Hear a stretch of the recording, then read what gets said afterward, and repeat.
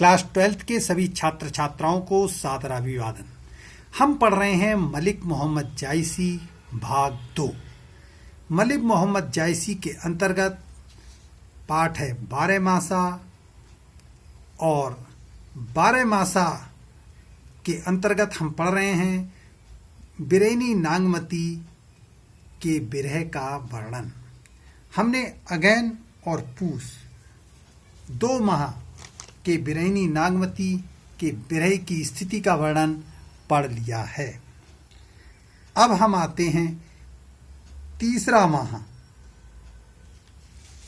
बिरैनी नागमती के बिरह का वर्णन, और महीना है माघ। तो बिरैनी नागमती कहती है कि अब माघ का महीना लग गया है।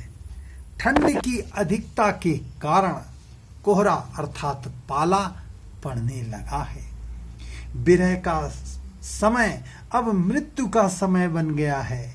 भाव यह है कि बिरह अब मौत बन गया है।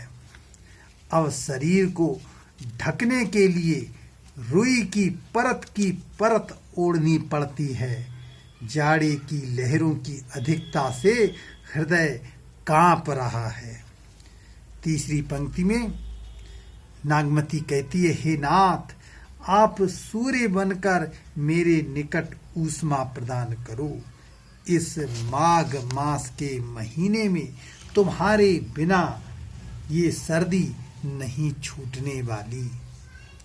चौथी पंक्ति, इस महीने में आनंद की मूल जड़ प्रियतम ही होता है। बिरह शीत लहर पवन होकर झकोरे मार रहा है, अर्थात धक्का दे रहा है। पांचवी पंक्ति, तुम्हारे बिरह में मेरे नेत्रों से शीतकालीन वर्षा के आंसू टपक रहे हैं। मेरे गले में हार नहीं है, क्योंकि मैं डोरे के समान दुर्बल हो गई हूँ, अर्थात गले में हार भी भारी लगता है। जब आंखों से अश्रु रूपी बूंद गिरती है तो ऐसा लगता है जैसे शरीर पर ओला अर्थात बर्फ का टुकड़ा गिरा हो। वह बूंद शरीर पर बाण जैसी लगती है।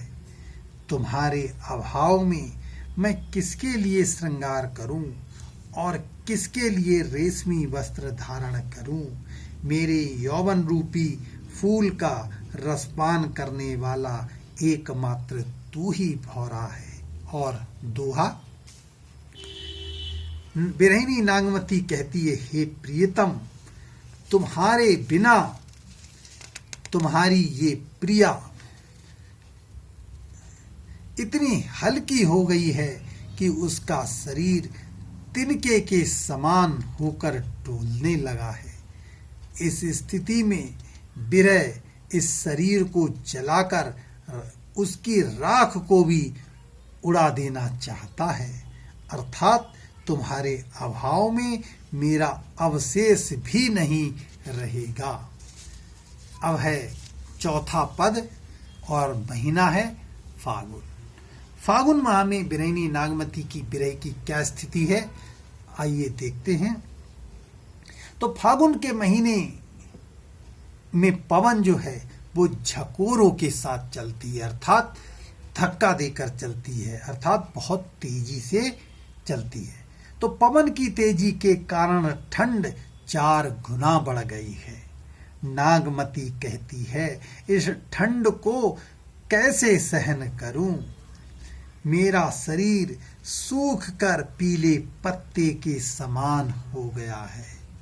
बिरह अब बिरह नहीं रहा, वह तो पवन बन गया है, और पवन बनकर झोंटा दे रहा, अर्थात धक्का दे रहा है, और नायिका अत्यंत दुर्बल है। इस महीने में पेड़ों के पत्ते और वनों में ढाक अर्थात पलाश के पत्ते झरने लगते हैं। पत्तों से रहित वृक्षों, फलों, फूलों की शाखाएं अब नए फूल फल से लद गई हैं।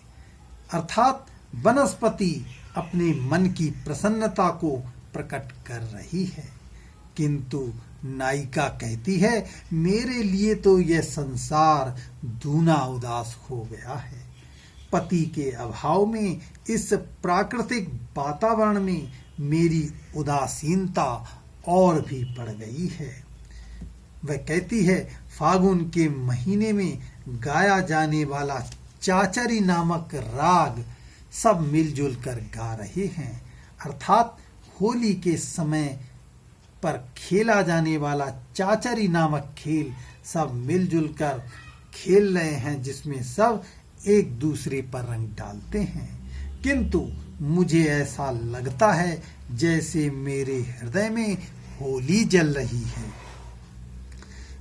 यदि प्रियतम को मेरा इस प्रकार जलकर मरना अच्छा लगता है, तो जलकर मरते समय मुझे प्रियतम पर जरा भी क्रोध नहीं आएगा। नायिका कहती है, रात दिन मेरे मन में यही इच्छा रहती है कि हे प्रियतम, मैं राख बनकर तेरे शरीर से लग जाऊं।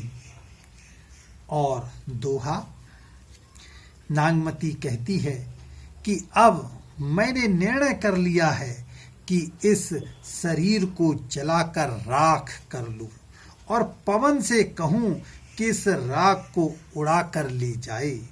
पवन के ऐसा करने पर शायद मेरे शरीर की राख उस मार्ग पर पड़ जाए जहां प्रियतम के पैर पड़े। अर्थात भले ही शरीर से प्रियतम का मिलन ना हो, किंतु शरीर की राख से ही प्रिय के चरणों का स्पर्श मिल जाए, ऐसा नागमती की अंतिम इच्छा है। तो हमने देखा किस प्रकार से मलिक मोहम्मद जायसी ने रत्न सेन और रानी नागमती के प्रेम को लौकिक जो प्रेम था उसको अलौकिक में परिवर्तित कर दिया।